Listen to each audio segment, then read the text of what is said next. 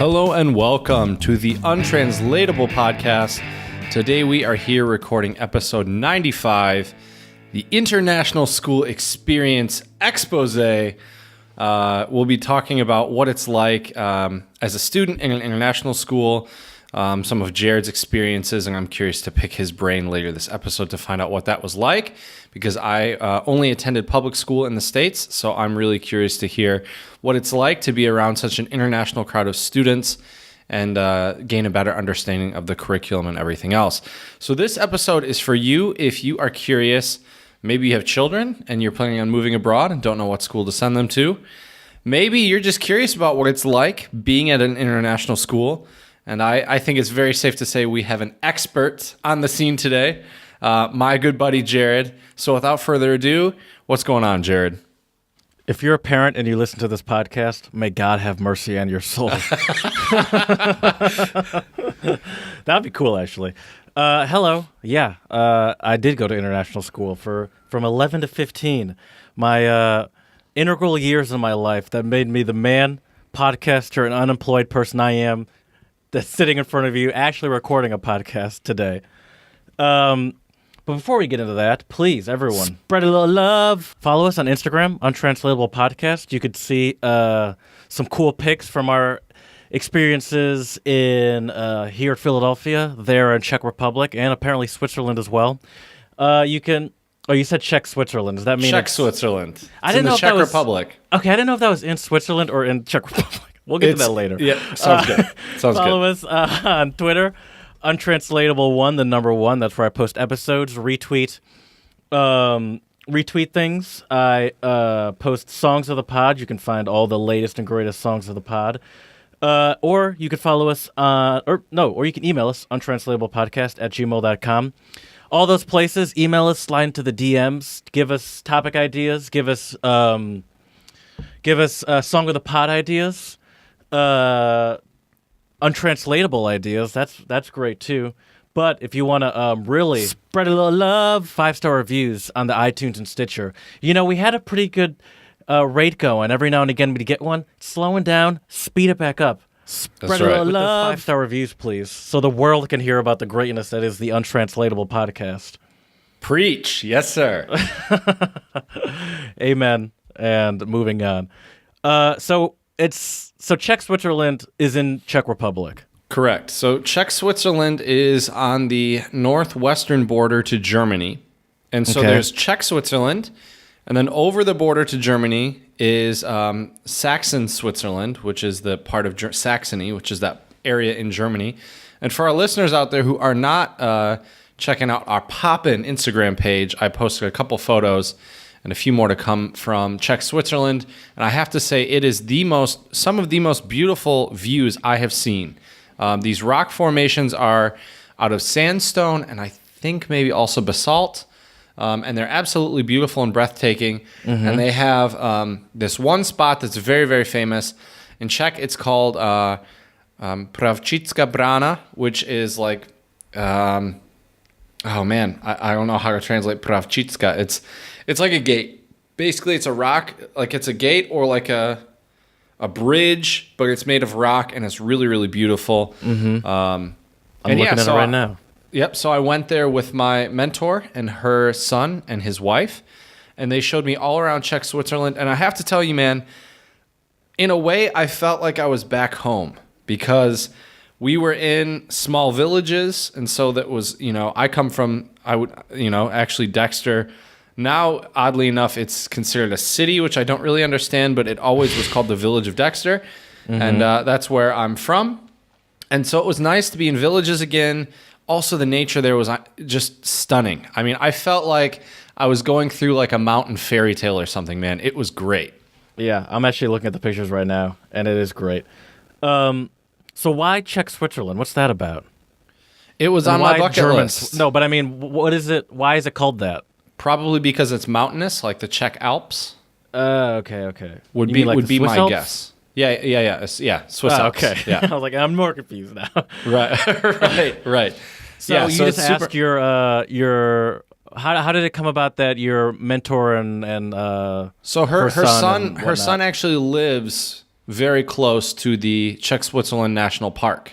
Oh, So he moved there almost a year ago, bought this really cool over 100-year-old house with his wife, and he's a super handy, really intelligent guy. And so he's actually rebuilding everything in the house himself. So he redid all the electricity, a lot of the plumbing.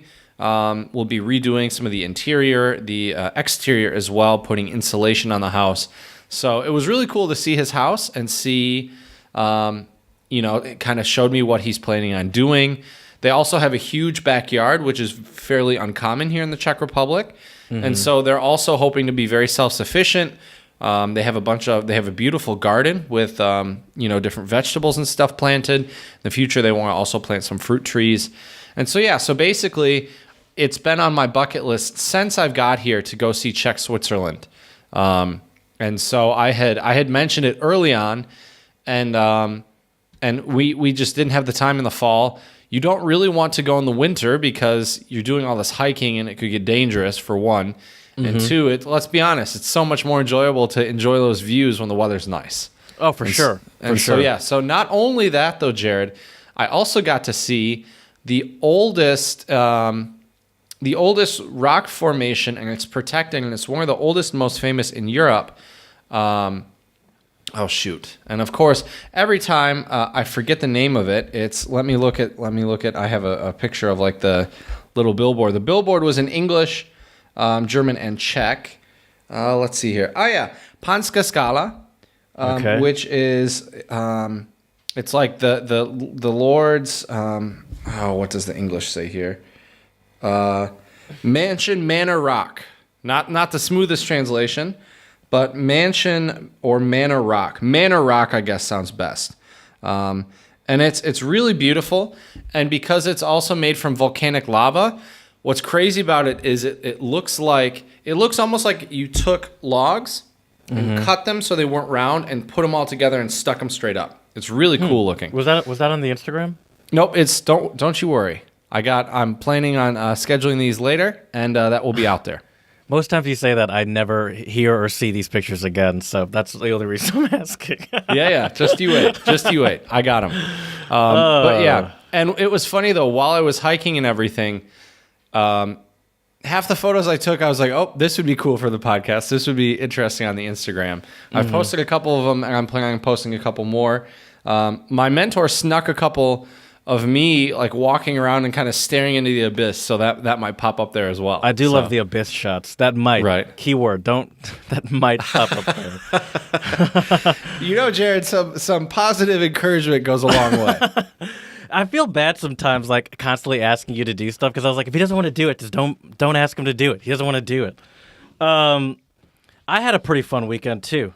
Is that all you have to say about Czech Switzerland? Yeah, I mean, I could go on, but it's not really worthy until the listeners check out the Instagram. So okay, we'll move on. Check out the Instagram, everyone. How was your chamber concert? Speaking of checking out the Instagram, you can see a picture of the Red Velvet Hall. I assume you saw those? Of course. And I put a little clip on our story. I know you saw it. That 10-second clip of that guy playing. Oh, it was great. I've probably listened to that like 10 times. Nice. But anyway, so this concert was. I go to these. I guess you call them chamber concerts. That's what it is, isn't it? Yeah, I'd say chamber concert. And this guy, he's a doctor. He puts them on in his house. And that's, for example, you guys remember Michael Zupstrom. That's where I found out about him. He put on a concert of some of his pieces. There have been other musicians, that he does, 6 or 7 a year. And this one was specifically for him. So the guy you saw on our Instagram, because I know you went to our Instagram and looked at it, everyone. Spread a little love. He is the one that puts on these concerts. And usually he plays occasionally, but usually he's just like the producer of them. But he's, a big musician. He's been playing piano since he was in like college, I think, and he's like in his 60s or 70s now, so a long time. And he's mostly been a big jazz player, improv player. Later in his life, he got into classical music. And just within the past 2 or 3 years, I believe, he's got into composing. And so he put on this concert, and it was about a little more than 2 hours, with the intermission. The first half was him playing some assorted, pretty short pieces. I have the program here. Playing some assorted short pieces from some of his favorite composers, some of his inspirations. So he played Kinderscenen, which is childhood scene or scenes from childhood. And wait, is that Schumann? There you go. There you go. All right. Can you give me the compositions, and I want to see if I can guess more of them. Okay, well, he played a lot of different acts from Kinderscenen. He played Foreign Lands and People, Curious Story, Pleading Child, Happy Enough, Childhood Dream, Traumerei as they call it, Child Falling Asleep and the Poet Speaks. He also, it's going to be kind of hard because, he also played Opus 116, number 2, 4, and 1. Okay, yeah, no, I'm not going to be able to guess that one. It'll be a little difficult. Yeah. That was Brahms' works. Johannes Brahms, okay, good. Do you know the connection between Brahms and Schumann? Yeah, wasn't...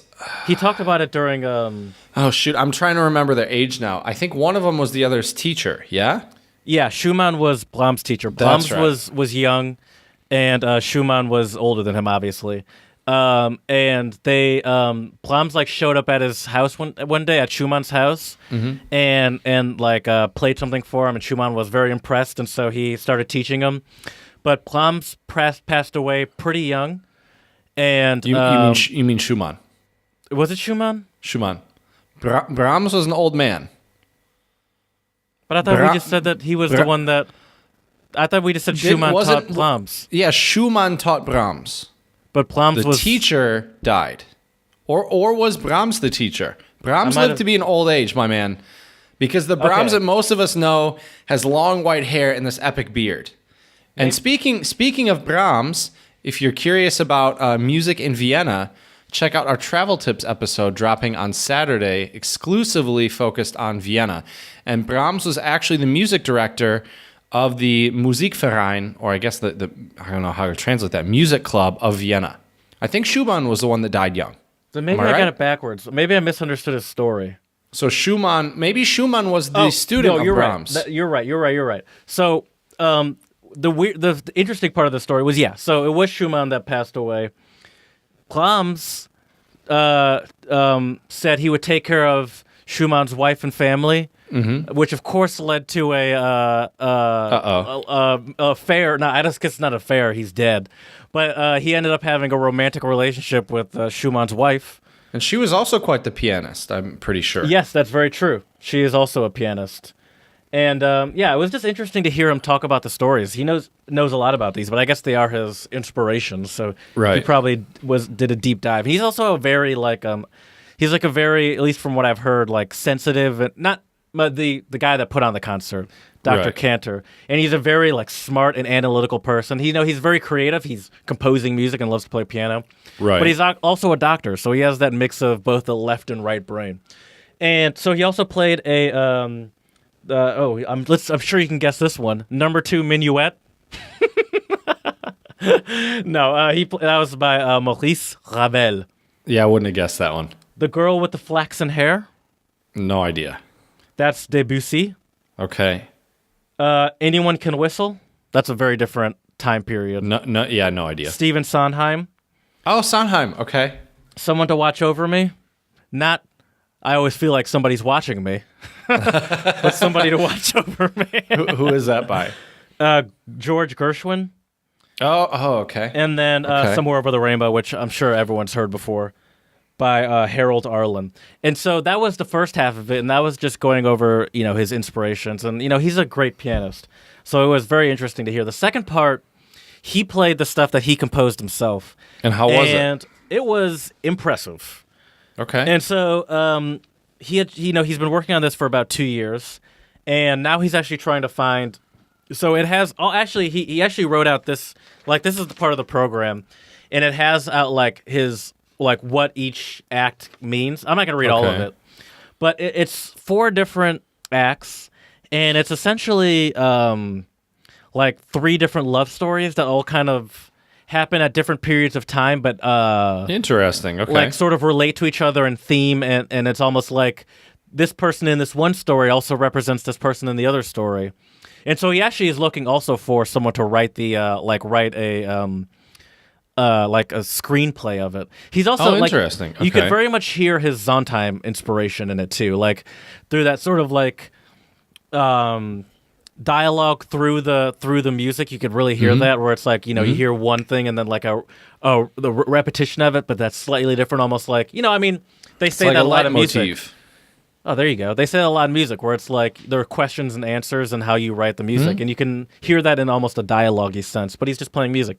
And so he did some of it in piano, but some of it, he's like, one of the sections had a strong tango and Argentinian vibe to it. He did not play that on piano, but what he did do was he wrote out the instrumentation for trumpet, trombone, keyboard, guitar, and clarinet. And he had it all like written out and all the music written out. And he played it from his computer, like that section of it. And it was a little weird to me. I almost wish he didn't do it. A lot of people found it very impressive because compositionally it was very impressive. But what bothered me a little bit is like, and maybe it was all old people there, so maybe they didn't even recognize. I mean, I'm sure they did. They're not idiots. But like, what bothered me about it was... like, it was so clearly like the electronic instruments just playing the music. It's too robotic. Yeah, it's not. Yeah, it's not a human playing it. I feel you. And it kind of threw off the vibe a little bit for me. So like that sort of, it didn't bother me, I guess. Oh yeah, it did. Yeah, I'll say it. Yeah, it bothered you. Me. Nothing wrong with that. And it seemed to really like break up the beautiful piano playing he was doing. And some of the other ones are not meant for piano as well, but he played it for the piano, and it still sounded great. I mean, obviously, maybe that's not exactly how he wanted it to sound, but it still sounded great. And it was a very romantic like piece. Like, it was all about different love affairs.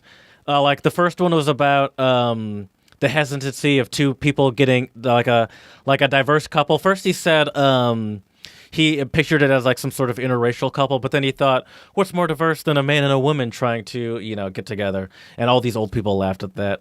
And then the second one was about a relationship with a younger man and an older woman. The third act was about a relationship between an older piano teacher and his student, but it was a gay relationship. And then the fourth act was about... the fourth act was just brought all that together. And so it was very interesting. Bummed me out a little bit that he did the computer part, but it was only like one section, and it wasn't, or a section and a half kind of, and it wasn't ridiculously long. But it was great. I had a good time. My piano teacher, I picked her up and drove her.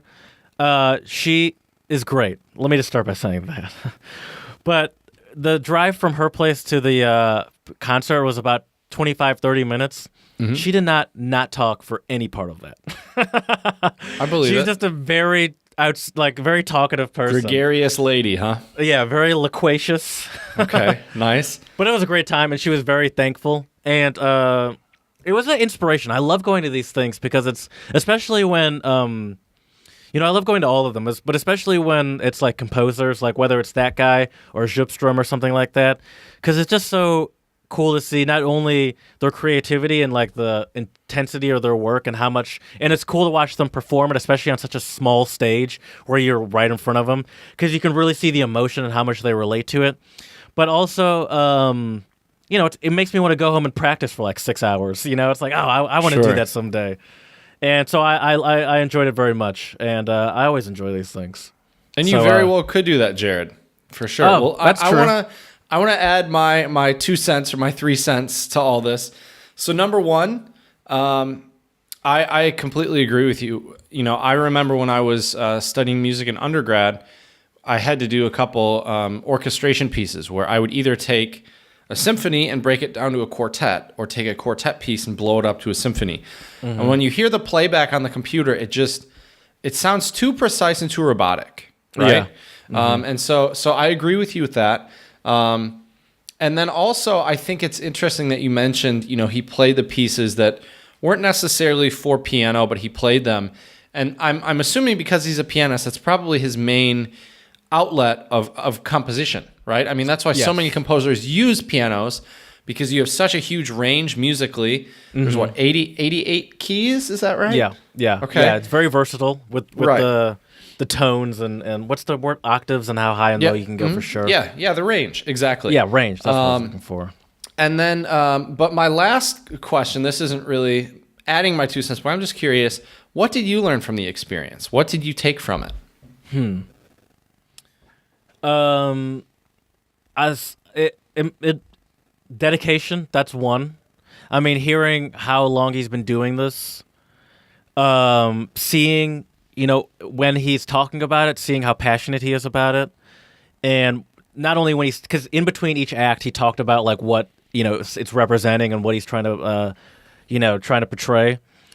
Between that and then actually watching him play, you could you could see that like how into it he is. That was really something that I took from it, and it's just like it really puts into perspective how I don't practice enough. Like I practice pretty like say 5 to 6 days a week, whether it's at a very least for 20 minutes for 5 to 6 days a week. But it's just like this dude put in like hours a day. Sure. And he's just, and I want that. And I don't know what it is. Like, does that just come naturally? Does it come with time as you get better? But that's something I really want is to just be able to like sit in front of the piano like that for hours. Like you do it too. It's one thing. Two things. Two things and two things only. Discipline and just the fun and the joy of it. Because I noticed when I started studying music, I took it so seriously that I started to not enjoy it as much. Because for me, it was something more...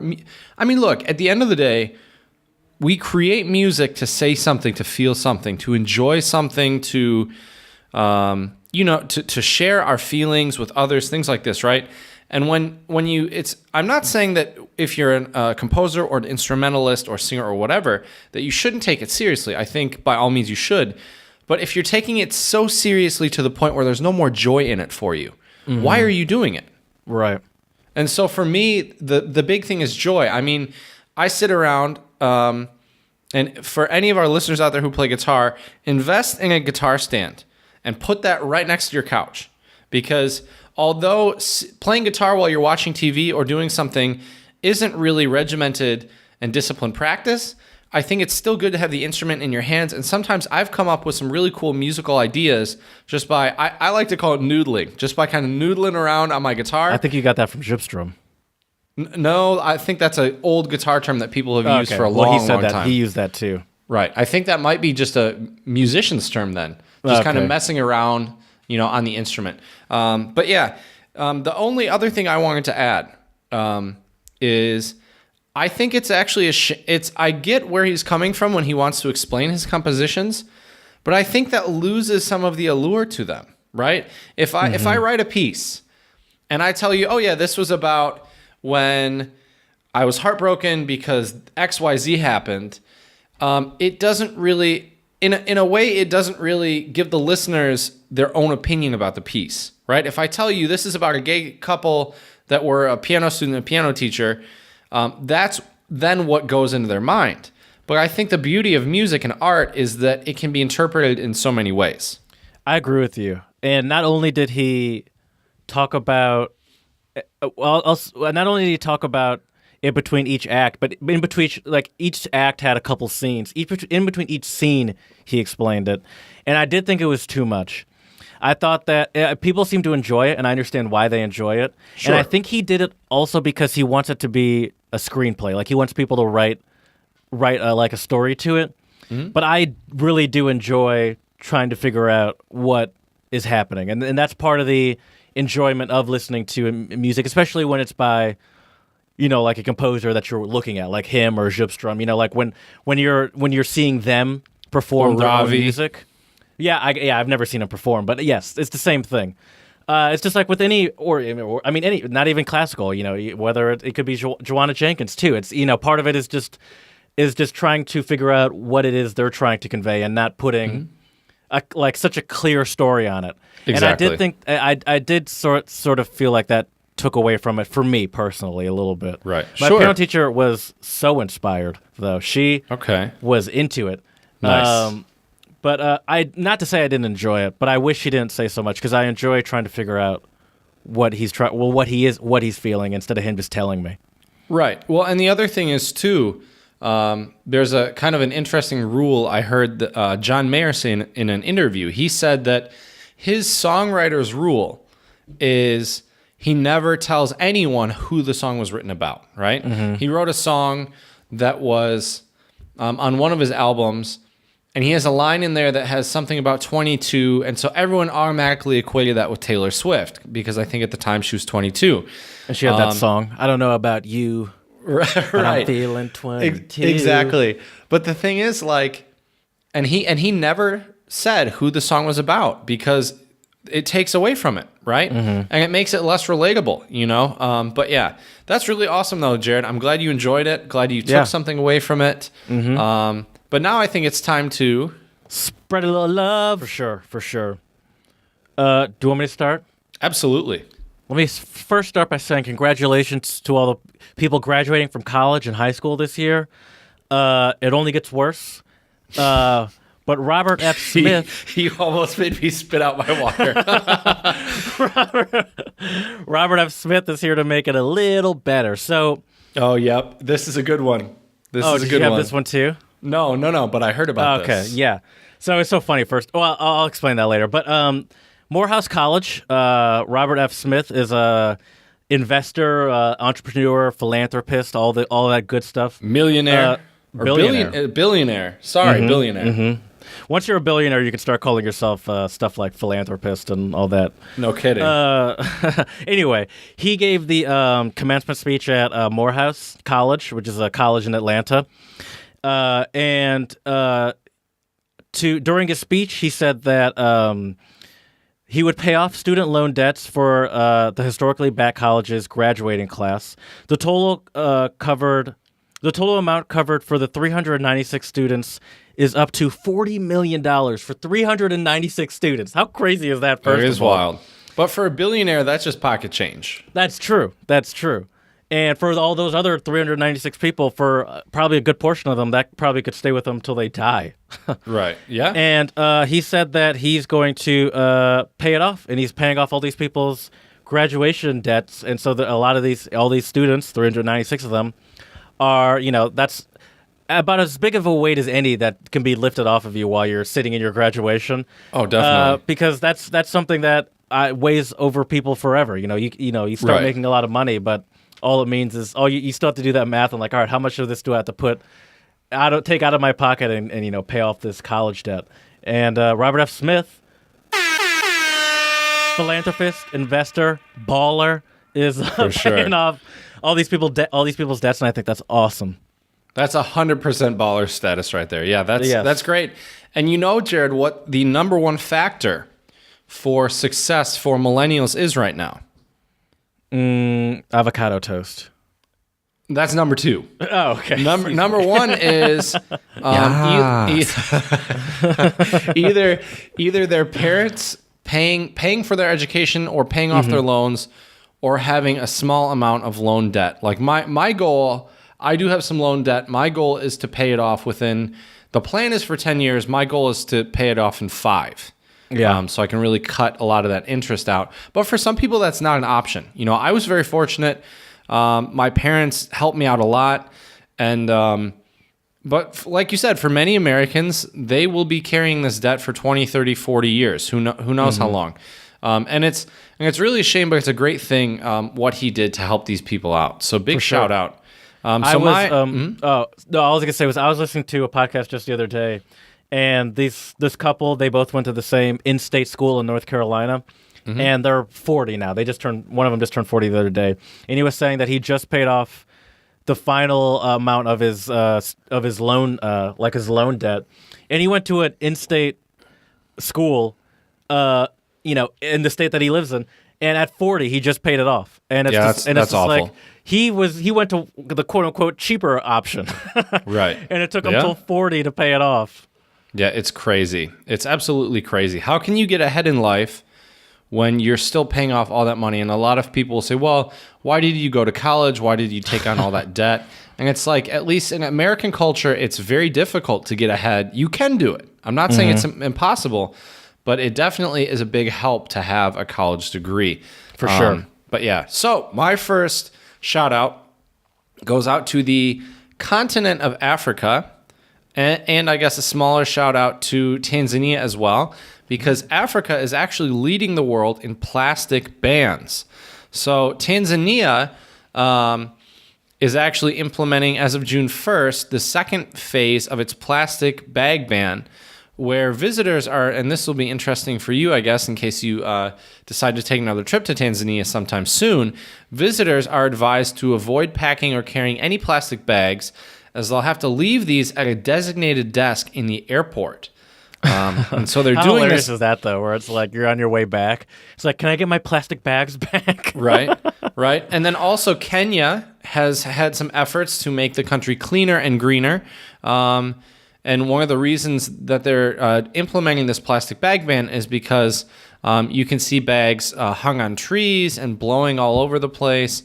And the other dangerous thing about these trees, if they're these bags hung in trees, is this creates breeding pools for malaria-bearing mosquitoes. So, believe it or not, in Like Kenya, water, the penalties... like sits in the bag or something? Yeah, if it rains or anything like that. Oh, okay. Yeah. In Kenya, the penalties for ignoring the ban are actually the world's most strict, or the strictest. Manufacturers, importers, and distributors and users found with plastic bags can face up to, believe it or not, $38,000 in fines or 4 years in prison. So there you go. So big shout out to Kenya and Tanzania for banning and being strict about plastic bags to make a cleaner countries. Yeah. A lot of other countries or specific stores now are starting to charge you for if you use plastic bags. As they should. Reuse them, recycle them. I often bring a backpack when I go to the grocery store. I walk there, and my lady friend recently brought me a bunch of like tote bags to use as well. So I'm trying to cut out the plastic bags because I also feel bad throwing them away, and so like the other option is that they just sit under my my sink for a long time, and it's like I'm not gonna do anything with these really. It's like I just feel so guilty throwing them away. Right. I have my tote bag right here. Use this every time I go grocery shopping. Nice and sturdy. It's a vinyl bag, and gets the job done. Don't have to spend money on plastic bags and waste them. So it's absolutely fantastic. The U.S. needs to catch up on that.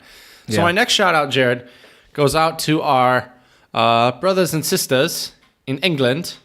That's a terrible accent, but England has pledged to plant 130,000 trees across England to combat climate change.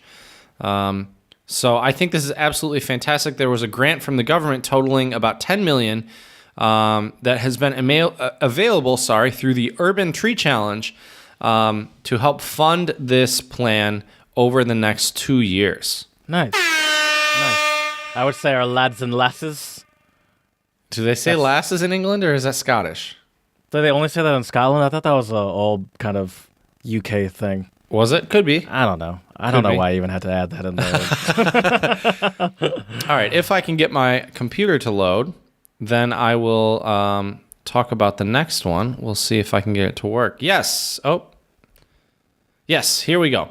And my last one goes out to India because India has slashed 90%. There has been almost a 90% slash in prices of 9 anti-cancer drugs in India.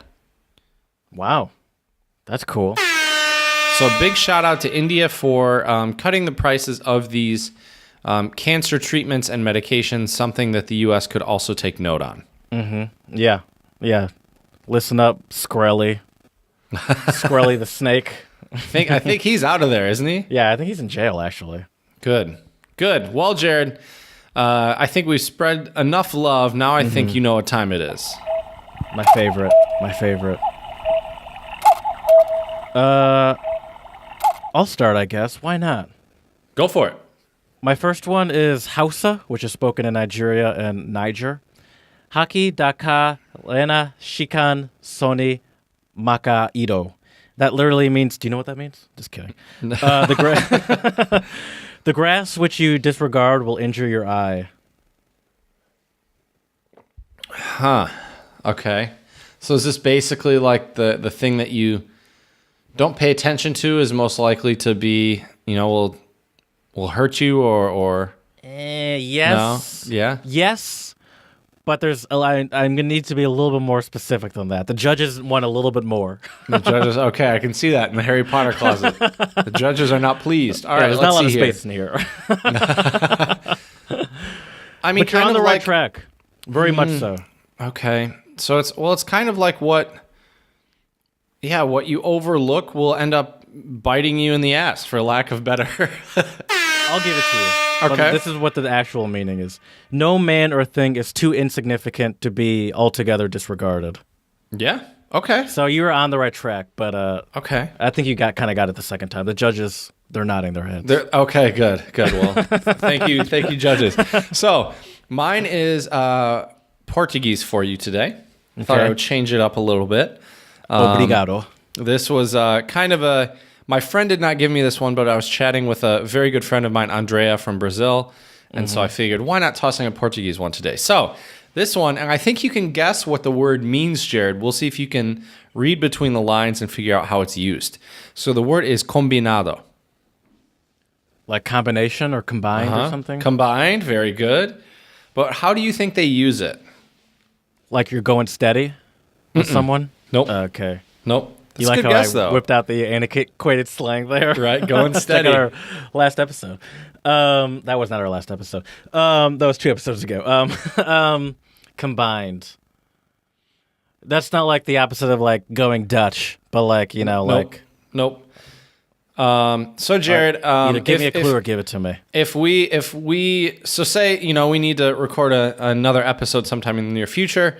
We decide on a day and I say combinado. Oh, it's like we're in agreement essentially. Yeah, agreement or A-okay. Okay. All right, cool. Combinado. Combinado. I've been through all my Spanish learning. I've been learning that it's a much better sounding language than English. Also, that Shots fired. that I often try to pronounce stuff either with a French accent or with an Italian accent. Yes, that's funny. I'm not surprised. I'm actually surprised you don't bust out a German accent. It's pretty easy not to. I mean, it's so different, Right. and it's. But like Italian is just not natural to me. That's not true at all. But it's like just that accent is so easy to do. That sort of sing-songy accent is so easy to do. And then Right. French, like that's where my only sort of romantic language base. Regardless of everything I just said, my next one is Slovene. For all of our Slovenians out there. And it's Kuzla Muvritskache. And that literally means have a bitch jumping into their ass. Wait, one more time? Have a bitch jumping into their ass, or his ass, or her ass, or one's ass. Is this like take a hike, go to hell? No. So you mentioned, say we have to record an episode, and say we have no episodes ready, but it's Wednesday night, and we're like, we need to do this. We can't skip an episode. So we got to record it, but we have a bitch jumping into our ass. Let's get rolling. Let's do this. We're under pressure. To be under pressure. Okay. All right. Interesting. Under pressure. So, Jared, Pressure. what do you think? Do you think today's the day I've run out of Czech untranslatable? I'm going to say no. Today is not that day, my friend. It is not. I do have another Czech untranslatable for you, and it is nezůstal kamen na kameni. Literally, a stone was not left on a stone. It's not similar to the American no stone left unturned, I assume. No. It does not, no. Can you say the English one? Say it in English again? A stone was not left on... A stone was not left on stone. Or on a stone. Can you give me a clue? Stone Stone was not left on a stone. You don't watch Game of Thrones, do you? No. Okay. Do you? Then that won't work. Oh, yeah, of course. Oh, I didn't know that. Of course, yeah. How'd you feel about the finale? Not great. Not great. Yeah, I mean, that's what Twitter has been saying. Did you see the Right. water bottle? Of course. and the Starbucks cup, I got another one.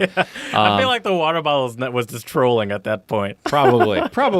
I'm sure they have other Easter eggs throughout the show that people just didn't pick up on. Let's see here.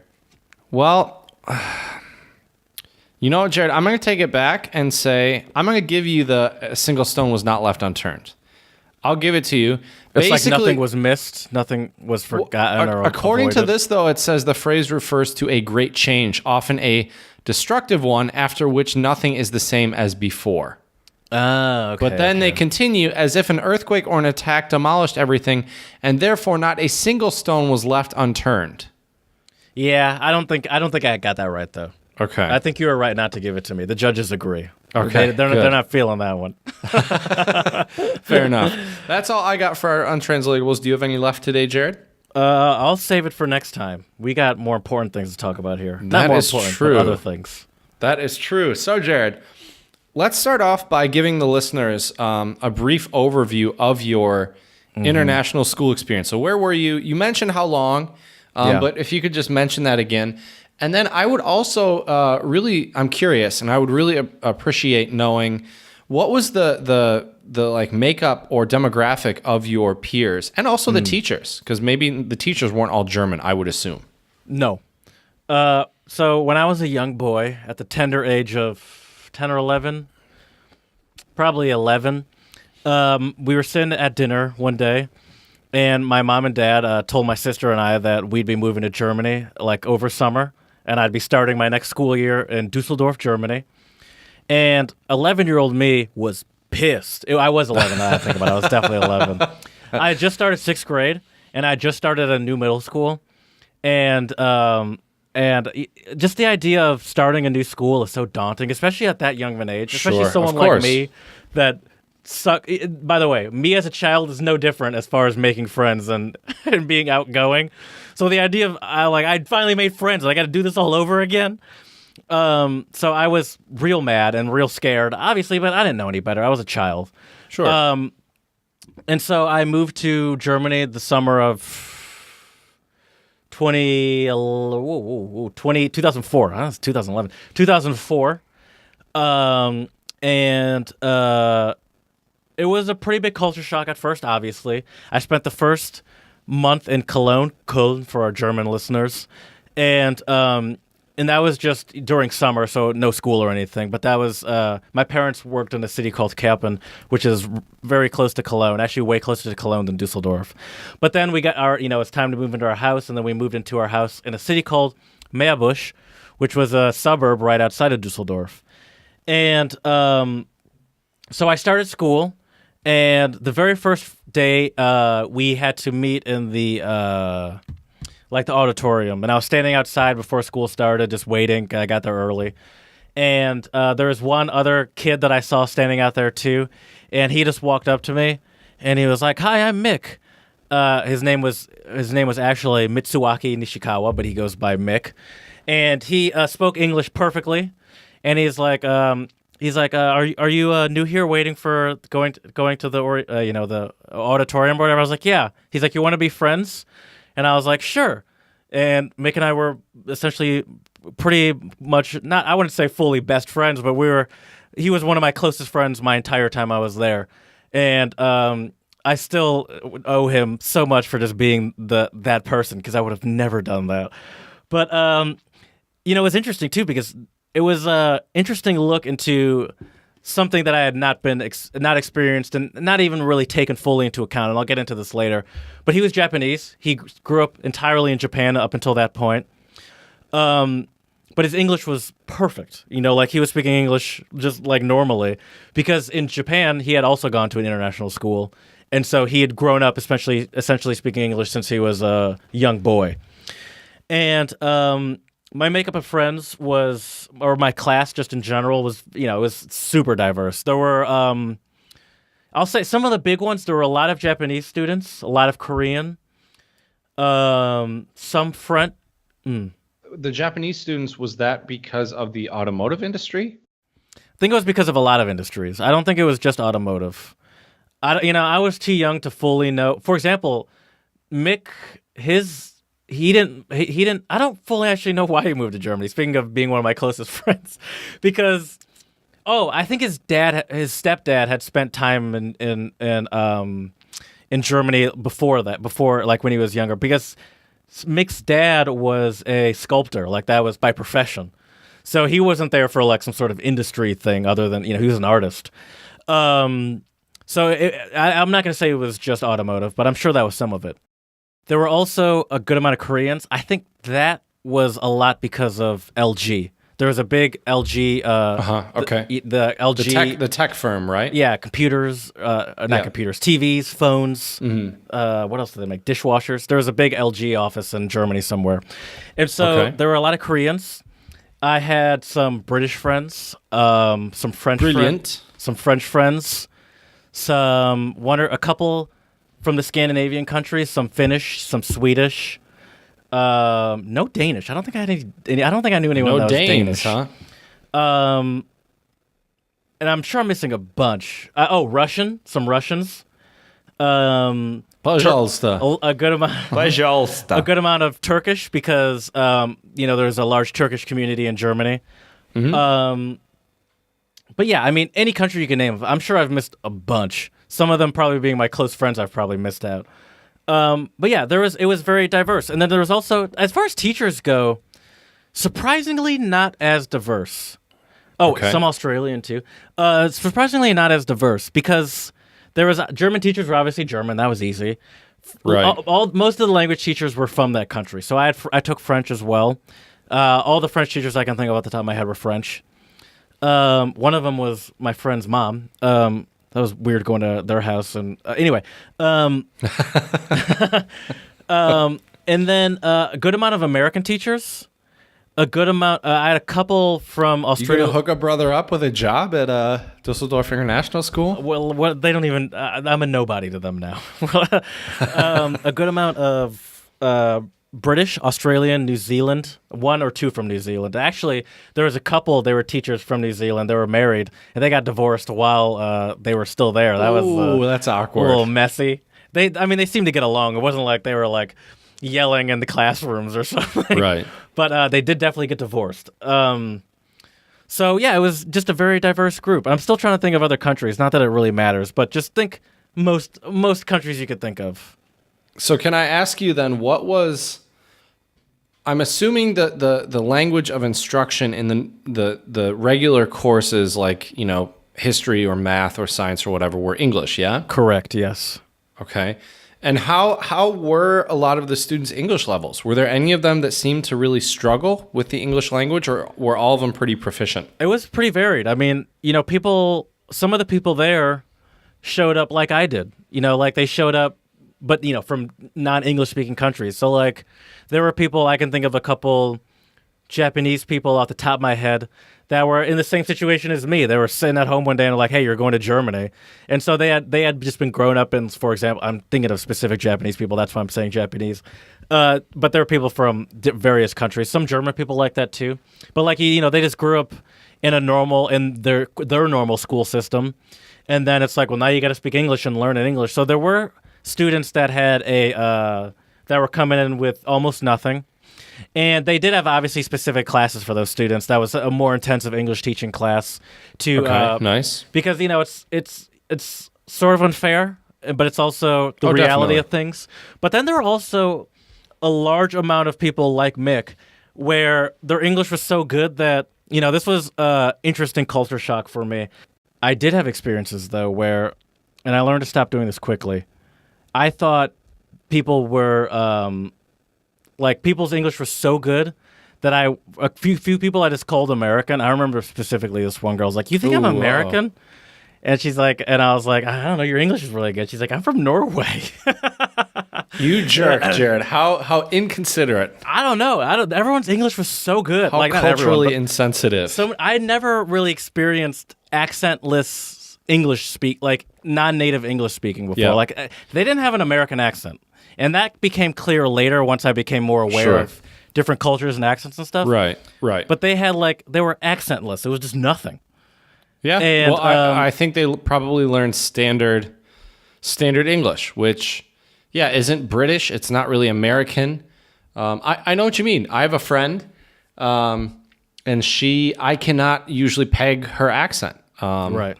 And for the same reason. So interesting. So, and you mentioned that the kids who were weaker English speakers had classes to catch them up. Yeah. Yeah. I was actually, over the, how many years? 4 years that I was there, it was interesting to see some of the people's English progress too. Like there were some people that got there the same year I did. And then, a year later, 2 years later, I'm having a conversation with them. Maybe not a full casual conversation, but we can at least understand what each person is saying, and it's not just like a hand motions, you know? Sure. Gestures, yeah. I think also what helped a lot with that, and this also helped a lot with me learning German, was sports. That was a big part. That was a big help for sure. Now, let me ask you, because I know at least in Germany and here in the Czech Republic, sports is a club thing, not a school thing. But I think the international schools, I'm going to go out on a limb and say I think they kind of do it similarly to the way we do it in the States, where they actually have school sports teams, correct? We had both.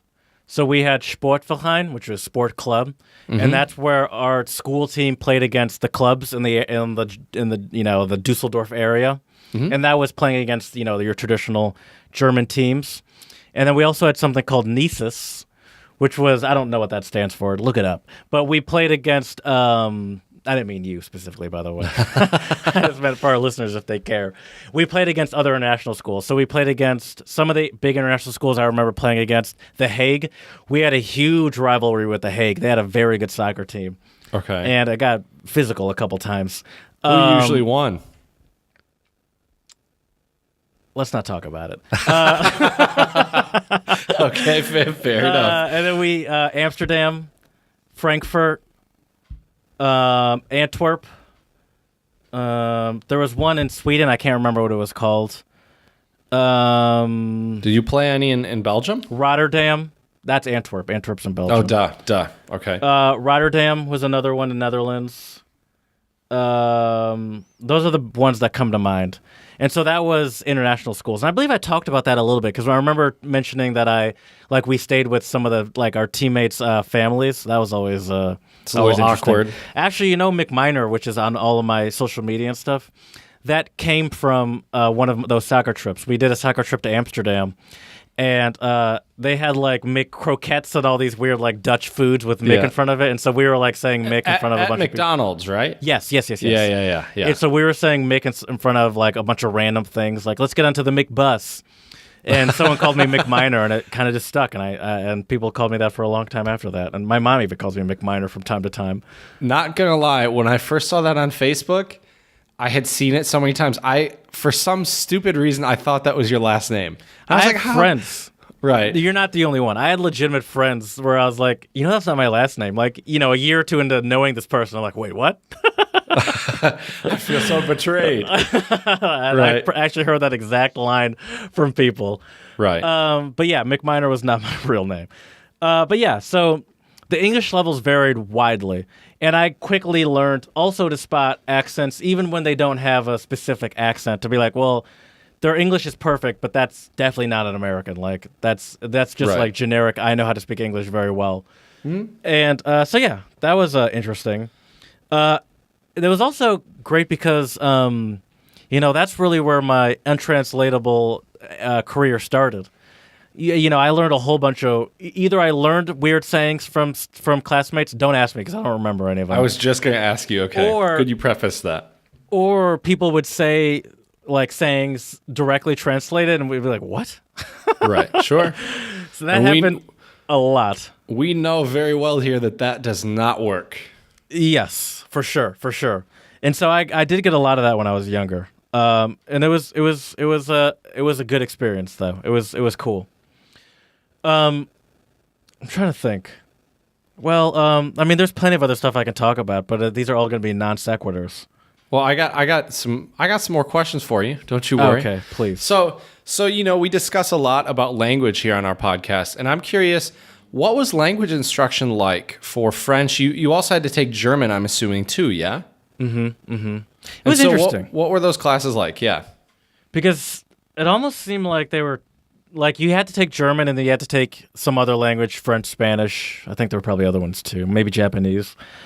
And so everyone took German, and German was very grammar based, like in America, but there was also that clear focus on getting people to speak. But I don't think it was as hard as the English classes that some of the non-English speakers had to go through. I think they were way more focused, almost to the detriment of students, maybe, if we weren't, I guess, immersed in it. But it really was very similar to an American style language class. Like it was very grammar heavy. That makes me a little sad, not gonna lie.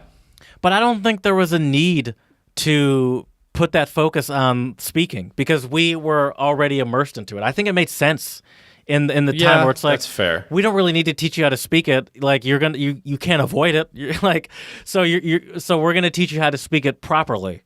And so it made sense to me, and it never seemed like I never felt like I wasn't getting enough German education. And I think it's just because the language part of it came just through living, really. And I was young enough where it was still absorbed so quickly and so easily. And did you ever have that kind of language anxiety? We've talked about it when I first moved here. Yeah, dude. Where you would go places and you would be really afraid to speak, because I feel like though at 11, you know what I mean? I feel like when you're young like that, the fear of sounding stupid isn't quite as inside you as you get older. You're right. Now, I didn't have that fear really, but I did make a lot of mistakes. Well, that's a part of the process. There's not really much you can do about it. Yeah, no, I didn't have the anxiety, and especially since sometimes it was like trying to be part of conversations with friends because there were a lot of Germans at the school as well. And so it's like they'd be speaking in German and like I'd want to be part of that. And so I'd say something and then you get that hard roast on like, what are you talking about? I remember getting roasted I can't remember his name now. But I remember getting roasted by this one Korean dude that spoke German fluently. And I tried to say something in German and he's like, what? You're supposed to be on my side. Right. And I was like, oh, it turns out he speaks German perfectly. Sounds like my side of the Untranslatable podcast every episode. I am not on your side. That's a common misconception here on this podcast. But you definitely aren't afraid to give me a couple good roasts. Turns out my computer's not on my side either. So we've also learned that. What can you do? So yeah, French was different though. French was actually, maybe it wasn't different now that I think about it. It was also kind of taught in a similar fashion, and it showed by the fact that my French, I don't think, really got much better the entire time I was there. Now, can I ask, for German and for French, did you ever go on like excursions or, because you're not that far from, I think they speak French. They speak French in Belgium, don't they? But it's way different. I don't know if it's way different, but they do speak French in half of Belgium. Half is Flemish, half is French. I mean, I guess you aren't that far from France, though, if you're in Dusseldorf, are you? No. I've taken many road trips with my family to France. No, we're not that far. And no, I did not. I have a whole section on field trips. None of them were language-based. But that is something that I think is one of the greatest parts of my international school experience was the field trips. So let's hear about them. So I did go to Belgium. Funny that you bring that up. But not for language. So I went for like history classes and stuff. So we went to like where the Battle of Bulge was. Oh, cool. And so we did like a lot of World War II related stuff. We went to the Netherlands. I don't fully remember what that was for, but I remember walking through Amsterdam and walking through the red light district and being like 14 and being like, this is an experience. No kidding. No kidding. We did this trip to Switzerland. I don't remember exactly what city it was. And forgive me, I was a child, everyone. But I do remember specifically it was like sort of like a camp. So like I remember making tea with dandelions, not dandelions. What are the yellow ones? The yellow. That's dandelions. Oh, that's dandelions. Sorry, I was thinking those were the blowy things. I mean, those are also dandelions as well. Do those turn into the yellow flowers? Yeah. Oh, well, hey, I think we learn something new every day here on the Untranslatable podcast. Also, I like how you call them the blowy things. So we made tea with the leaves of those. I remember camping out. I learned that, and I'm still not sure if this is true or not, but I remember learning that marshmallows were illegal in Switzerland there. Wait, what? And so I don't know if they still are. Don't quote me on that. But I just remember learning that, whether I was right or wrong. And I remember hiking through the Alps. And that was really cool. And it was like, we stayed on like those sort of like summer camp-esque cabins. You remember those things? Yeah. Oh, yeah. Of course. And that was really cool. And then our school did a ski trip every year. I didn't go every year, but I went one year, and that's what I've talked about before, where the one year I went was to Südtirol, which is in Italy. But that was a weird experience because they speak German there. Yep. And so I was in Italy, but they were speaking German. And so those were some of the big ones. I remember, I will do it because I will remember. I'll post a picture of me as a young child sitting in a wooden shoe. Yes. In the Netherlands. I got to dig up some old pictures from back in the I'm sure you day. have some gems. I'm sure. Oh, I definitely do. So yeah, field trips was a big part of it. And that was really cool. I mean, being able to take these trips to all these countries that, for the most part, I hadn't been to. What I found interesting about my time there, this is all stuff that I'll preface by saying a lot of the stuff I've learned in hindsight, and not really on the job, because I think I was too young to really think about this. But a big part of it is like we're still outsiders, no matter how comfortable we get in a sense. Not outsiders, this is a weird way to put it, but you still kind of feel like outsiders, even if you get very comfortable in the country. So even after being there for years, like we got comfortable and used to it, but like there was a strong American community and Japanese and Korean, whatever sort of nationality you were, that was very powerful. And I don't know if this was planned or just lucky, but one of my closest friends, still to this day, we lived in a big house, but it was a duplex, so split down the middle. And my neighbor was Akash, and he and his family, the Godboles, they became like very close friends. He was 2 years younger than me, still is 2 years younger than me. That hasn't changed. And down the street from me was the Butlers. They were also American, and they now live in California. The Godboles now live in Boston. And then one of my other close friends lived in my neighborhood, not that close to me, but he was like a walking or biking distance away. The Clements, Matt, was, and my sister was actually friends with his brother, Daniel. And all three of our families, especially the Butlers and Godboles, we had a very tight-knit relationship. And two of us, me and the Godboles, it was first the Butlers, then me, then the Godboles that came in. Oh, excuse me, Matt was actually there before all of us, the Clements. And it was interesting to see how like my parents like used them as as resources, and how they learned from them, and how like it seemed like they became a lot more comfortable having that sort of safety net where it's like, how do you find this, or how does this work, or how do you do this? And it's like, oh, we got you. Right. And so they became very close friends, but I also had a lot of like, obviously friends with just the locals. And so we played, soccer was what brought everyone and everything together for me. Like that was the biggest like connector. And so we played a lot of soccer in our neighborhood. A lot of it would end up with just me like, and they're actually a British family across the street from me now that I think about it. I don't remember. The Wilds. But soccer brought everyone together. So like in front of my house, there was like this big sort of parking lot, and there was a wall on one side and a wall on another that were like almost, the same size, perfect distance. Those were the goals. Oh, nice. And like people would just show up. And I had, so that was really cool. And that was also a great way to make friends with, and another way that had nothing to do with school, to improve my German. Some of them spoke English fine. Some of them didn't. It was all varying levels. So that was great.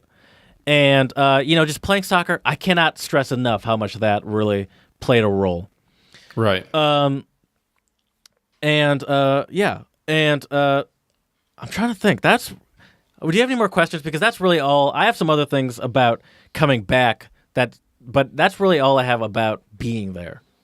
Well, I guess what were some of the differences that you noticed while being there, whether they be cultural differences in the way things were taught?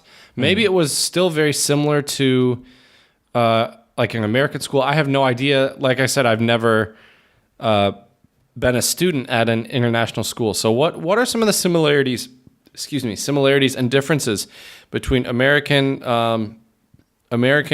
public schools versus the international school in Dusseldorf? I think because we were so young, there's not many I could think of except for one. Okay. And we've talked about this a little bit. The Asian students, Korean, Japanese. There were some Chinese students, not a lot, but there were some. Were way more respectful in class. Like they were quieter. Okay. They were less likely to like talk in class. But I think once you got to like but I think a lot of that also changed because they got so used to the environment and because it was such an international group. But that was a big one. I think the teaching was pretty standard to what you'd be used to because because the teachers were there were a lot of American teachers, and just because there was a very international group of teachers appealing to a very international group of students. And so I think one of the most surprising things is how quickly I actually got used to it and how it wasn't, as far as the school aspect goes, it wasn't that different. One thing that was different, though, was that, and I didn't fully experience this because I left at the time I did, but they did IB. Do you know what IB is? Mm-hmm. Yeah. International Baccalaureate. Yep, there you go. And that starts really in 11th grade, like the actual IB. And what it is you have to choose 3 higher level classes, which are sort of like advanced classes, and 3 standard level classes. Something like that never made me realize how bad of a student I really was, because I had the hardest time choosing what would be the 3 like higher level classes I would take. And not only do you have to choose it, but your teacher has to approve that you could do it. Right. And that do you was think you would have been approved? I mean, I went through the process because, like, okay. I found out that I was leaving, like, midway through 10th grade, but I still had to go through the whole process. Right. And some of them, like, my teacher was like, eh. Really? I mean, I guess you could do it. And some of them, one of them, they were like, yes. 2 of them, they were like, I mean, you really want to do this? I was like, I don't know what else to do. What else is my other option? What were the classes or the track you wanted to go? Had you stayed? History. Okay. English. Like English lit or like what? Yes. Okay. Yes. Okay. How funny would that be if it was just learning to speak English? right. ESL class. English, motherfucker. Do you speak it? I don't remember what the third one was, but the history one, maybe it was a math-related class. And the math-related one, the teachers were like, you really want to do this? And I was like, I got to do something, bro. Something that I thought was really cool that I did in 10th grade that I don't know if we really have something similar to this. We had a practicum, which for 2 weeks, there was a list of companies to choose from. It's an internship for our listeners out there that don't know what practicum means. And you had to do an internship for like a 2-week internship at a company. No school. That was just your assignment for 2 weeks, was to go to this company. Back then I used to think I wanted to be a lawyer just because I thought they were all rich or something. And so I did a practicum at a law firm, and I also, it was really cool because I got to, I did a lot of like busy work for sure, but I got to go to a lot of court cases, like German court cases. Interesting. Yeah, okay. like went with the lawyer to the court cases. I almost got to go to a prison, but it didn't happen, and I was so bummed. But I did go to a lot of court cases, and that in itself is another example of like why I think the way that German was taught made sense, because like, obviously even as someone that by that point I had been there for, 3+ years, so my German was good. But like I didn't know much about legal terms, like I never, and so sitting in those courtrooms gave me a whole other aspect of German that I never got, and it was like a crash course on a bunch of words that I never even thought about learning before. Right. That was really cool. And also, one of the lawyers, my mom used that my experience there to get out of a speeding ticket. No lie. She contacted me. I was like, hey, can you give me one of those lawyers' numbers? And she called them, and they got her out of a speeding ticket. Nice. Using them connections. That's what you got to do. Yeah, networking. That's what it's all about. Right. Well, Jared, then let me know, what was it like for you coming back and adjusting back to the American education system for high school? Yeah, that was tough. In what ways? Starting a new school, I'd already moved around a lot. Not a lot, but I'd moved around a bit before that. Starting a new school in 11th grade in high school, that's hard. That's tough, for sure. Like, even though like I got comfortable, I never really I always kind of felt like an outsider, because like all these people had known each other from like elementary school and middle school and stuff like that. Sure. And they had like friend groups and all that stuff. And it was also hard too because I went to an all-boys school. So like the meeting girls part of it was weird too, because like a lot of, and this was before the apps, by the way, and I sound like my no grandfather Tinder or back something. then, eh? A lot of people had like known people from like their middle schools and all that stuff, and I didn't know anyone. And I felt like I was always kind of an outsider, and I think my friend group kind of reflected that. Most of my friends were either weirdos or people that were Fit in also perfectly.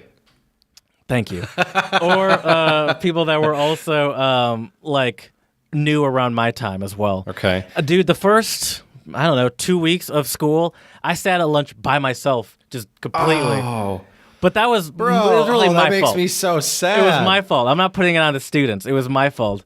And I got to a point where the principal, or we call him headmaster, walked up to me and he's like, "Minor, you can't do this." He's like, you gotta sit with other people. And I was like, Right. "No, I'm fine."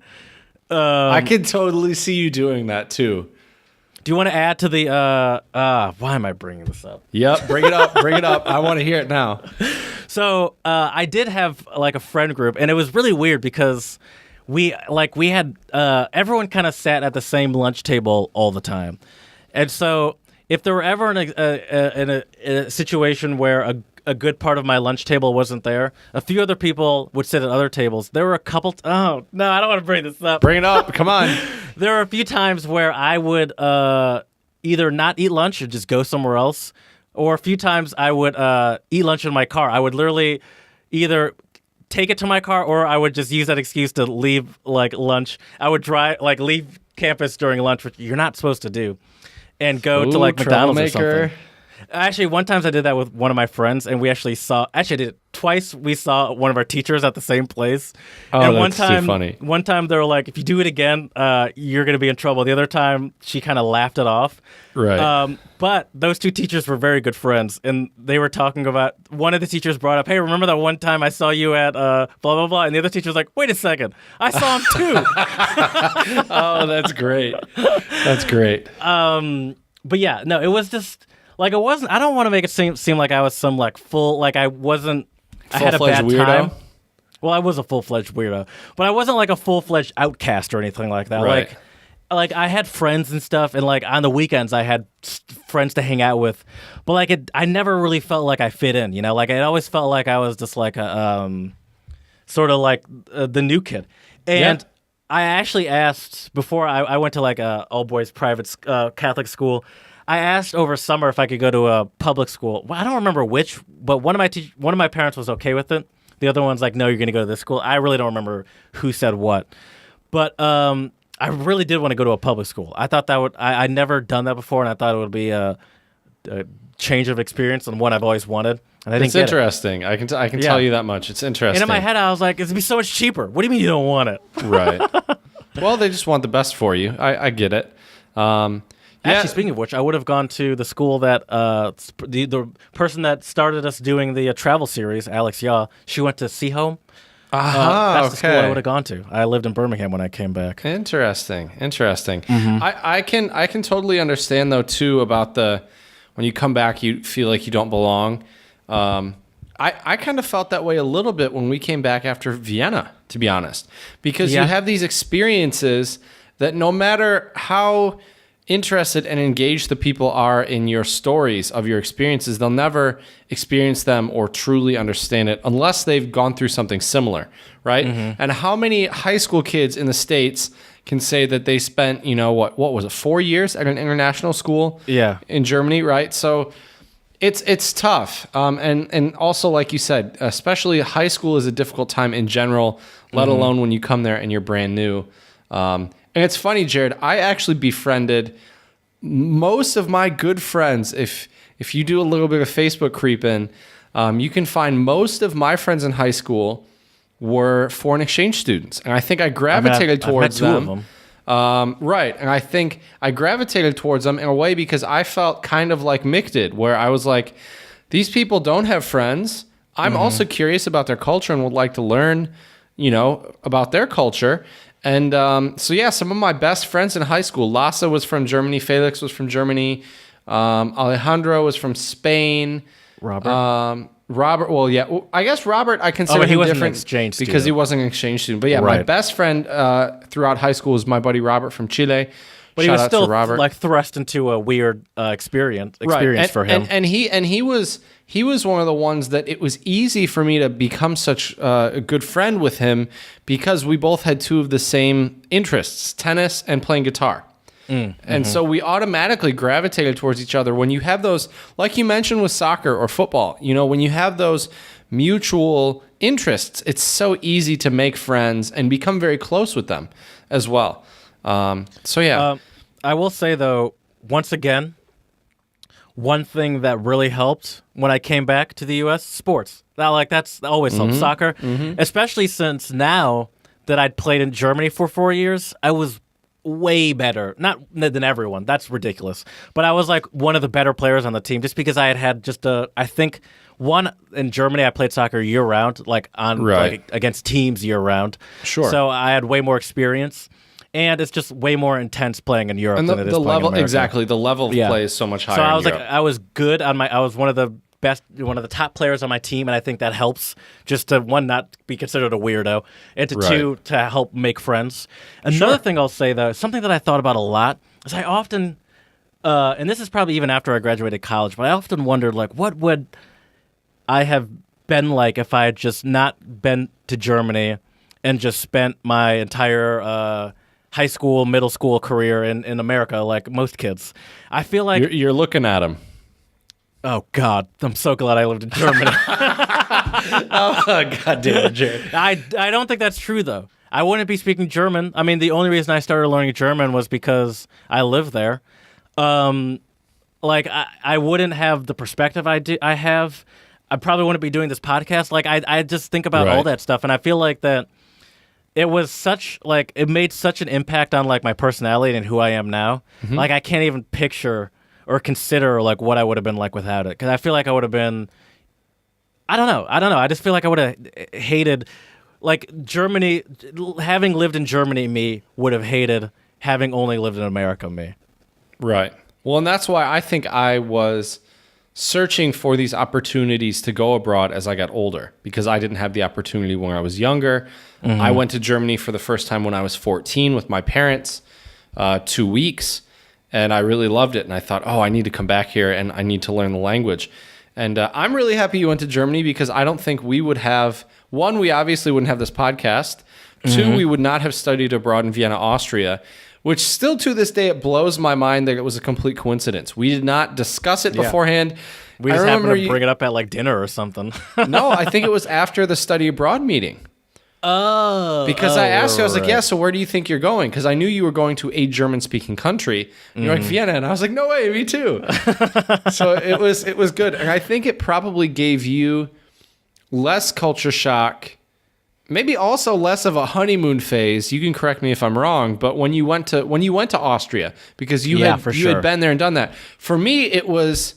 I think I might romanticize and glamorize my time abroad in Austria a bit more than you probably would because it was the first time for me really living abroad. Whereas for you, it was your second time living in a German-speaking country. I see what you're saying, and you're probably right.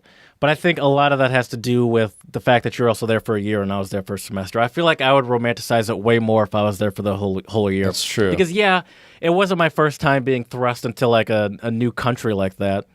But, I mean, that's not... I don't want to take away from the experience of being a college kid living in Vienna by myself. Like, that was still shocking. I didn't have my parents there to take care of me, only financially through online wire transfers. Right. Right. So it was still like a crazy experience. Oh, definitely. We had a lot of crazy times, that's for sure. Yes. That is for sure. So, Jared, I have one last question for you. Mm-hmm. What was, and this one might be a doozy, but I'm going to ask you anyways, what was your favorite thing about living abroad in Germany and going to an international school? I'm sure you knew I was going to ask you this, or you had an inkling. You would think so, but you think I'd have a better... I'm trying to think of like how to word it. I have a couple. One, my ability to communicate with... I really appreciate my ability to communicate with people of varying English levels, varying cultures and nationalities. Like that's something that, I learned, as I mentioned, in a variety of embarrassing and difficult ways. Sure. But I think that is something that still is very useful today. Like I've been in so many situations, bro, where like I listen to some American, like, well, for example, when I was studying abroad and I went to France for that project through our college. Subtiventi or whatever? Yeah. So many experiences where like you hear an American speaking English to a non-native English speaker, and you're just so much more aware of how unaware Americans are and how we carry ourselves. Like that was really the first time I was aware of, one, how loud we are, two, how fast we speak, three, how unaware we are of it. Like, and four, how even once we're aware of it, nothing changes. Yeah. I've become hyper aware because of my job as a teacher, but I think otherwise I wouldn't be so aware. Right. So that one was a big one for me. And two, honestly, and this is going to be full Chad cheesiness. Yes, I love it. How not different we really all are. Like once, yes, I am loving this because like it was just like it really just felt like normal school to me. Like I didn't feel like after, I don't know, it wasn't even that long to like you realized I was like, this is just school. Like it's not that big of a deal. And like especially as kids, like kids are kids. And like even though, maybe you realize at the beginning that some of the Japanese students were more respectful in class, but it's like, yeah, but once we get out of class, they're still all kids doing kid shit. Yep. And I think it really that was a big eye opener for me, because I think part of my fear when I first heard about it was like, I don't know how to like interact with these people. Like I don't know what to expect, and it's like there's nothing to expect. It's like it's just like it's very similar. But I don't know. And I think one thing that I cherish to this day, and also I kind of regret, but I cherish the fact that I had such a wide variety of friends. In my closest just friend group, one of my friends, Victor, he was a weird kid. Actually, I saw him in New York a couple of years ago. But he was always a weirdo. And we had a friend group. My main friend group was Mick, Kay, Victor, I'd say Nick Barone, Nico, Kevin. And in that group, there were a German person, one half German, one half Italian. No, excuse me, two half German, half Italian, one German, two Japanese, one French, me as an American. Oh, Korean. And it was just English, Phil. Yeah, I just loved that wide variety of an American, Philip, another Philip. No, excuse me, that's his brother, Peter. I just loved the variety of people I met, and once again, as cheesy as it sounds, we're not that different. No, like I would agree. We quickly, at least I quickly just like, it's not like I had to act any different. Right. You could just be you. Yeah, I love that. It was great. Which leads us into another direction, which is our song of the pod this week, titled Du bist anders, You Are Different, by Annenmai Kantereit, sorry, which is a German group, and I think they're absolutely fantastic. And so the song is called Du bist anders, You Are Different. And I guess the first thing I have to say about the song is the singer's voice is so unique, and I love the way it sounds. You took that. You stole it from me. Sorry. I mean, the main singer, the guy not playing the guitar, he has a very gruff, rustic voice. I don't know if that's the right word for it. I'll allow it. Why not? But listening to them harmonize together was so unique, and so when I first heard it, I'm going to admit there was a hot second where I was like, ooh, that's a weird combination. Because it is a weird combination of voices. Because the guitarist, he harmonizes with them. And he has, I would say, a more, I don't know if traditional is the right word. There's no really such thing as a traditional voice. But his is like not as gruff and it doesn't stand out as much as the main singer. But when they harmonize together, it makes such a unique sound, and it's not your typical just like, oh, these voices fit together and make one sound. Like they're still both very unique, but it fits, it works, and I thought that was so cool listening to them. Like at first when I heard the song, I was like, all right, that's a good song. I like the guitar. I like that it looks like they're at the Great Wall of China or something. But look at the video on the Song of the Pod playlist to understand what I mean by looking like they're at the Great Wall of China. But then when they put them together, I was like, ooh, I was not expecting that. And I thought it was so cool. How did you find these people? Is this a random find, or have you heard of them before? I've known about them for a long time. But this one, I hadn't heard this song before. Okay. And yeah, his voice is just, it's so, for lack of a better term, I think it's very penetrating. Yes. I think it's very, like, it's a type of voice where you hear it and you pay attention to it. It catches your ear. And it's not because it's like this super sweet, angelic sounding voice, but it's clear, it's deep, it's a little gruffy, like you said. But yeah, so let's go over the lyrics a little bit, Jared. Yeah. So I'm gonna read some of it, and we're gonna test your German a little bit. Here we go. We'll just do like a verse and maybe the chorus. So, Jared, du bist anders, du hörst mir nicht zu. You're different, you don't belong to me. Zuhören, you don't listen to me. Du weißt, ich kann das Schweigen nicht so gut wie du. I don't know what Schweigen means. Schweigen is silence, or to be silent. Okay, say that again then. Sorry. Du weißt, ich kann das Schweigen nicht so gut wie du. Oh, yeah, you know that I can't keep silent as well as you can. Very good, yeah. I guess we'll go then the bridge and then the chorus. So, okay. Weil du mir nicht alles sagst. While you don't say everything to me. Because, but yeah. I would say because yeah, you don't. Sorry, I said vice. Yeah. Frage ich dich nochmal. I ask you again. Und du sagst nichts. And you don't say anything. And it just repeats that. Okay. So yeah. And then, aber ich sehe was in deinem Gesicht. Although I see what's in your face. Und ich weiß nicht, was es ist. And I don't know what it is. And it repeats. Okay. So yeah. But I think the song is really, really great. And yeah, the harmonizing is fantastic. I think there's a lot of different meanings in this. I'm not really sure 100% what they're trying to say with these lyrics. But that's what you love about music, as we talked about exactly earlier.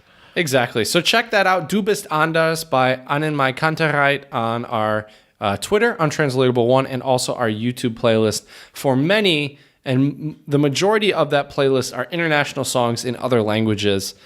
So we hope you enjoy. I went to, so there's this place here in Philadelphia called Spruce Street Harbor, and it's on the Delaware River, I think that is. Yeah, it is. And they had a salsa night. You know, it's outside, and so there was a guy playing a lot of different Latin music. And one of the songs he played, I was like, I feel like I know this song, and I feel like I've heard it. And it was the Prince Royce Song of the Pod that we had a couple of weeks ago. Oh, nice. That's awesome. I literally pulled up the Song of the Pod playlist and started playing it. I was like, yeah, that's the exact same song. Nice. Was it Stand By Me? That's what it was. Yep. Yeah. Oh, nice. Okay. Well, there you go. So check out our Song of the Pod, Du bist anders by Annen Mai Kantereit on our YouTube and Twitter channels. Either go to our YouTube or follow us on Twitter, and I'll post it on Monday or, I don't know when this comes out, Thursday or Friday. One of those days. It'll be out it's there. Thursday or Friday. After this episode drops. Good. So now, although my time here in the Czech Republic is sadly slowly coming to an end, still trying to learn the Czech that I can while I'm here. I have a new word for you, Jared. It is mezinárodní. Any guesses what that means? I feel like it has something to do with the church for some reason, but I don't know why I do. Nope. Nothing to do with the church. A good view. Nope. All right, just give it to me. International. Ah, okay. Mezinárodní. Okay. Národní is nation or national. Mezi is inter. All the languages I've learned, whether it be French, learning Spanish, we'll get to that in a second, German, a lot of the words like that. Right. I think it's the same in all three of those languages. Or close to it, yeah. Pronunciation a little different. Similar version of all in all three of those languages. Slavic languages, my man. I actually just had a Spanish lesson the other day. Oh, nice. And it's constantly growing. I'm trying to make it a consistent thing. And my Spanish word of the pod is la escuela. La escuela. And now there's more I would add to that, Okay. but I'll get to that after you translate that part of it, or I give that to you. I have no idea what La Escuela is. Well, the reason I chose La Escuela, because when I lived in Germany, I went to La Escuela Internacional. La Escuela school. Internacional, yeah. International school. Oh, okay. And so also international. Well, the word is, Escuela, school. Escuela. Oh, okay. Okay. Internacional, is or however you say that in Spanish. Yeah. I can't get the accent down. Internacional. I can't do it great either, but yeah. But that's it's Escuela. Escuela. School. And actually, we were just like through that little like online textbook thing that we use as a guide. They just gave like every section they gave us a whole new like vocab section, and one of them happened to be Escuela. When I did this yesterday. And I was like, well, I got my Spanish word of the pod for our international school episode tomorrow. Nice. Very nice. Good work, Jared. Very good work. Yeah. So, Jared, it's time for some clean school jokes. So here we go. Okay. This would not actually apply. Well, did you guys have a... Well, I won't say that because I will ruin the punchline.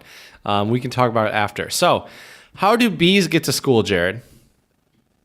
By the school bus. Very good. Now, how do the fish get to school? I don't know. By the octobus. Octopus. Like octopus? Yeah, are those fish technically? They're sea creatures. All right, I'm not sure. All right. What is a snake? I took public transportation to school. Okay. That was another thing about Germany. One more thing about international schools is it really expedited my growing up process. Oh, Before I believe that, I took either my parents drove me when I was in elementary school, or when I went to my new school, I took the school bus. Which, for all those that don't live in America, it literally picks you up essentially right in front of your house, or at the curb right around the corner from your house. And in sixth grade, my parents, I got a Shokokata, which was like the essentially just all access pass for students for the public transportation. And my parents are like, well, you're taking a public transport, figure it out. And literally, I don't even think my parents helped me figure out how to get to school. I think it was just me and my sister that figured it out. And from day one, occasionally, because Akash is a child, and I'm going to I'd say it to his face, but he got driven to school by his mom occasionally, and also the butlers, their kids were much younger than us, so they sometimes got driven to school. So sometimes I rode with them, but most times I just took the public transportation. Sometimes even if they offered to drive, I would still be like, nah, I want to take the subway, because what stop your friends are getting on at, and you're like looking out the window to see if your friends are there. It was fun. And then by the time you're like a couple stops away from school, it's like all your friends are there and you're having a good time before you get to school. It's great. Right. So yeah, nice. I loved it. That was another thing. And it really expedited growing up and being independent for sure. There you go. Well, Jared, I got one more joke for you. Cheesy as they come. What is a snake's favorite subject in school?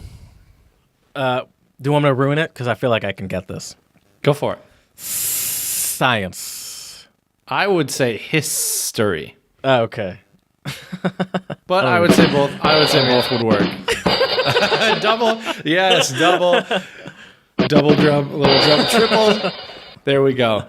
Well, this has been an interesting episode, Jared. I gotta say, it's been very enlightening hearing about your experience at an international school. It's been fun to reflect on for times. sure. Reflection's important. Yeah. And I feel like our podcast is kind of a running reflection of things going on in our lives. It's really turning into that, isn't it? Yep. And we hope all of you listeners out there enjoy it. That's for sure. We definitely enjoy talking about it. So now, Jared, I usually come up with the quote of the pod, but I feel very inept to come up with a quote of the pod. I can wrap it up and give it my best if you want, but I think you are the expert today, and I think it's your time to shine. Okay. And now, granted, everyone cut me a break. Chad's usually the one that does this, so it'll take me a second. Let me think about it. I would say that a situation like moving to a new country and starting in a new international school gives you, one, a great insight into how different we all are, but then also how similar we all are, how easy it is to to understand and become friends with people from all over the world. And I think that Joanna Jenkins' song that we featured as a song of the pod a couple episodes ago was a perfect example of that. Now, of course, off the top of my head, I don't remember what the song was called because I'm a terrible person. But I could tell you because I have my computer right in front of me. But her song really explained that perfectly. I mean, it doesn't matter where you come from. Like, people experience, or ain't no color but the blues. People experience things, like everyone experiences the same thing. And especially in a place like an international school where the majority of the people are coming from different countries, are leaving their comfortable life. You know, people in France, England, Japan, whatever country it is, were doing the same thing that I did. And we're sitting at their dinner table, and one day their parents were like, "Hey, we're going to Germany," and they're probably just as freaked out as I was. Sure. And I think it's just a beautiful example of how we can all get along and how similar we all are. God, I hate being. I love it. you did the Chad closing better than I think I could have. So kudos to you, Jared. That was fantastic. And I've noticed that too, being here at the Czech Republic. You know, there may be language barriers, there may be difficulties. It obviously can be very terrifying moving to a new country, especially when you're 11 years old. I can't even imagine. But you I think grow it was from also it. better that I was that young too. Yeah, could be. Definitely could be. Before I really had anything going for me in life. Exactly. You didn't have a world-class podcast back then, that's for sure. Oh, what if I did? That'd be great. Oh, man. I can't imagine 11-year-old Jared doing a podcast. Who would you roast to this level? I don't think... well, maybe you did have a buddy there. I think you'd be surprised. I think there was just as much roasting going on when I was that young, too. That's true. Kids can be brutal. But anyways, we hope you all have enjoyed this international school experience episode. And I really enjoyed being the interviewer and not the interviewee. You betcha. This time. That was a lot of fun for me as well. So let us know about your international school experiences at untranslatablepodcast@gmail.com. Also check out our Instagram, Untranslatable Podcast, for all sorts of random pictures of our travels, our other shenanigans, clips of the pod as well. I have to give Jared a lot of credit for all the amazing editing and work he does for this podcast. Yes. And also, do not forget 5-star reviews on Stitcher and iTunes. We would really appreciate it. Let us know what you think. Spread some love for sure. Let us know if we're also... What? Oh. Slipping on gator Yes, piss. I was hoping you'd get that. Very good, Jared. Let us know what we could do to improve. We would really love and appreciate your feedback. 18 countries and counting. We hope to bring that up more. So tell your friends, spread the love. And as we say here at the Untranslatable Podcast, Děkujeme a muchas gracias.